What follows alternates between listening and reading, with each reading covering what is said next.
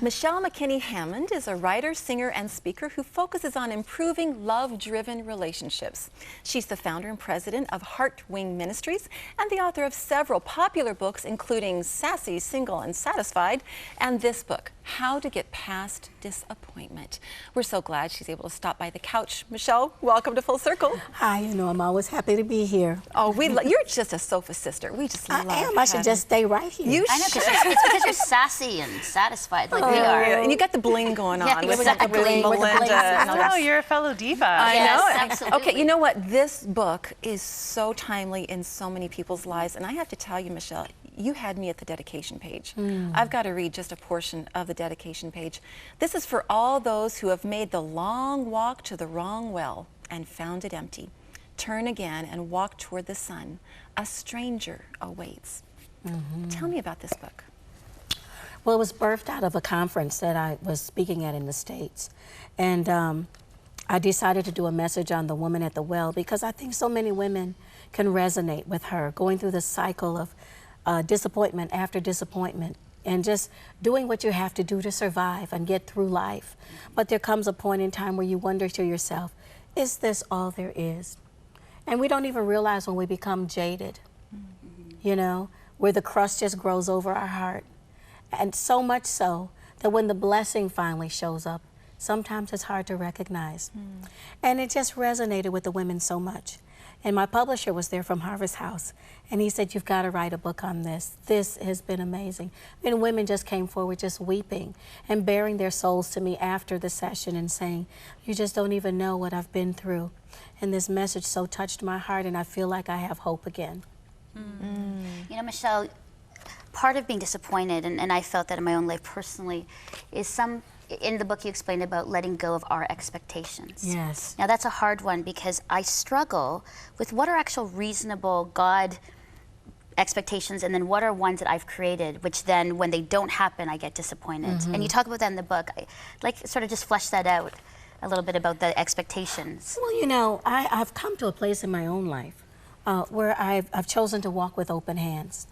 Because I think the greatest idol that we struggle with, that Jonah said it in his story, and when he was in the belly of the fish, he said, I've come to realize that those who cling to worthless idols forfeit the grace that could be theirs.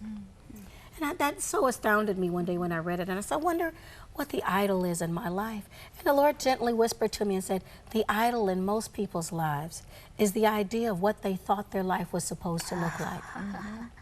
Yeah. And we really do get stuck there. The expectations of our parents, our friends, and ourselves. What my life was supposed to look like. I should be married by now. I should have this much money by now. I should have gotten this by now. I should have gotten that. My husband should be treating me this way. My children should be lining up that way. My career should be doing this. We get stuck there, and sometimes God is trying to redirect us. So he's actually shutting off some things that we expect. And we get so stuck on what's not happening that we don't see past it to what could be happening. I think that's so that's true. good. And you know, one of the things about expectations is not just toward the positive.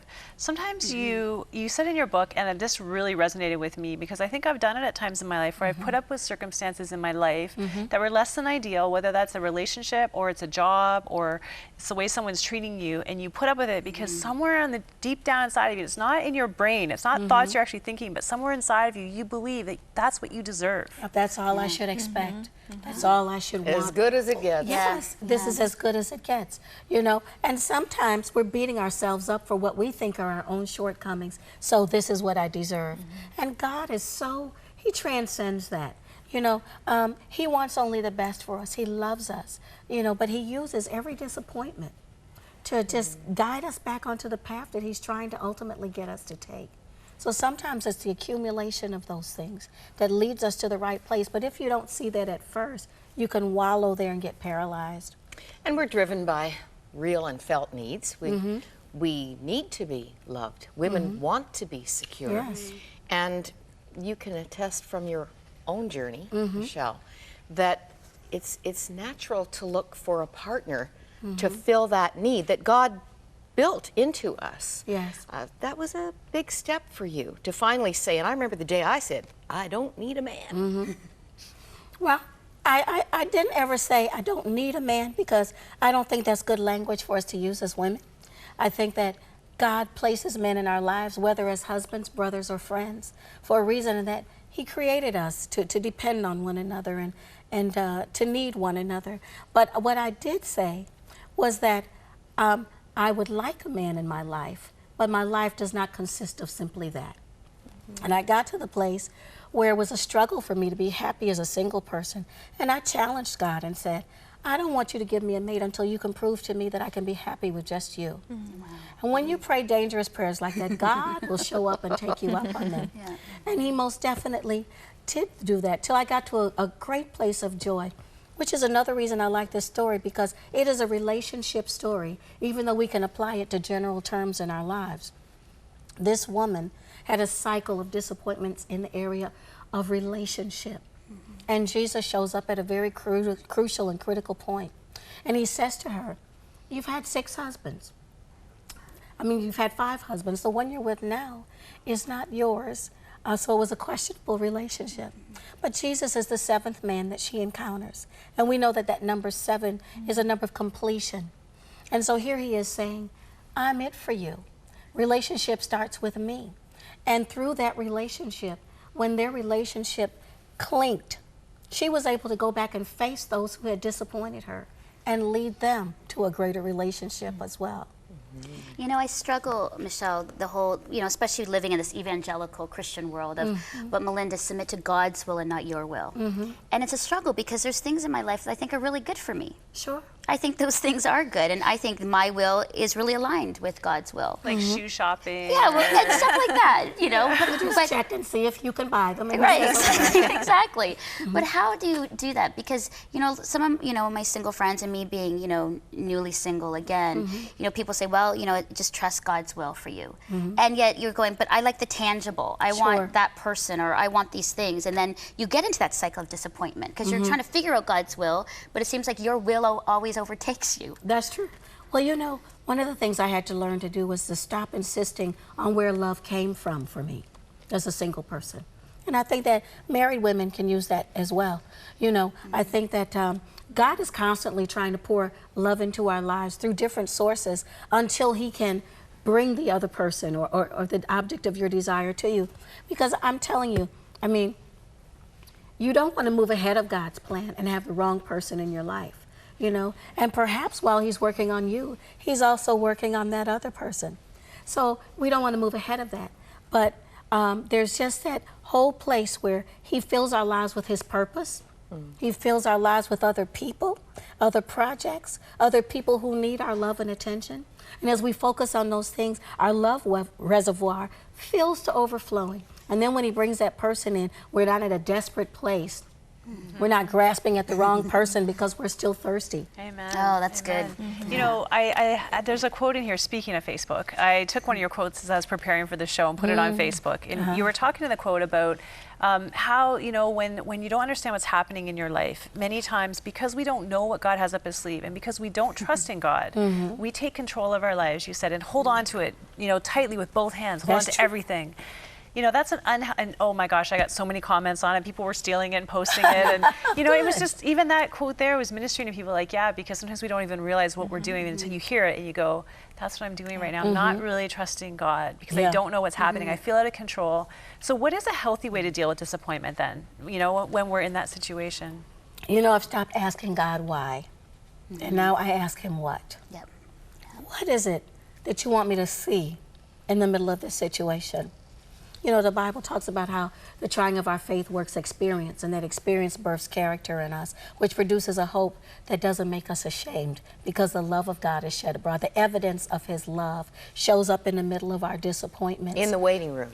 Yes, in the waiting room, because we get to that other side and we have that aha moment and we go, so after a while you've accumulated so many experiences of when God came through and resurrected your hope, that you're now able to get to a place where you even out and mature and say, you know what, I'm going to sit here and see what God wants to do with this situation, because I remember when this happened and when that happened, how He showed up and He blessed me. And the joy that I thought would never return came triple-fold. So now I get to the place where I go, okay, Lord, what do you want me to learn? What do you want to produce in me through this exercise? And I sit still before Him, and I stop jumping to conclusions and assuming the unseen.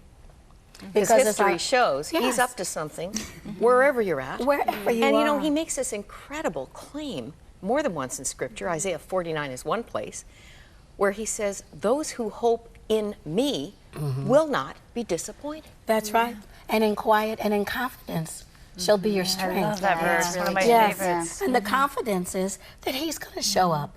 And because he loves you, he's going to do what is best for you, because all things work to the good for those who love the Lord. So with all these wonderful promises, you know, Peter says he's given us all these precious promises so that we're equipped for everything pertaining to life in the natural, as well as living a godly existence in the spirit. So, I mean, how can you go wrong? After a while, if we're walking with him constantly, we have to grow. We have to mature to a place of trusting him beyond what we see. I think that's good, and I think ourselves, myself, and every viewer needs to say, it's not why, it's what now. And when I was going through my difficult time, that's actually what a really good friend of mine said. It said, you can say why, and it will kill you, because you'll never you'll know. never get that You'll never answer. get the answer. But if you say what now, and in your book you say, what now means God is in the process of making something that is devastating into something that can be powerful, that can be transformational, and it can be, you know, restorative and redeemed. Like, these are the words which, for someone like, you know, for any woman, those are power words. That brings Yes. strength to you and hope. And so that is such a great encouragement. And like, Michelle, what the now? title of the book, How to Get Past Disappointment. A lot of women are finding themselves sitting in the middle of disappointment with no end in sight. I mean, I think of, you know, the vast array of disappointments a woman can live through, like infertility, Yes. for example, waiting, like you said earlier, having a plan in your mind of how your life should come about, should be. Right. You should be married and have a whole house full of kids, and maybe the infertility thing has been there for a long time, and they're in the middle of disappointment, and they don't know how they're ever going to get past disappointment. I know that my sister, for example, wasn't able to have kids of her own. She prayed, God, please answer my prayer. I want to have children. And finally, God turned it around in her own mind and said, oh, but I'm going to have you be the answer to someone else's prayer. Yes. And then she and her husband took in foster kids and ended Yes. up adopting them. And now she's a grandma Yeah. of two precious little boys. And so really, it's not about always God answering our prayer, Right. but sometimes it's about how we can be an answer to someone else's prayer. That is so true. In God's economy, he takes our losses and makes them someone else's gain if we're willing to be used that way. You know, I think I've had the story of Hannah, you know, who she prayed and wanted a son so bad. And she just wanted a son, but God wanted a prophet. And it wasn't until she got to the end of her desire that God was able to give her above and beyond her prayer.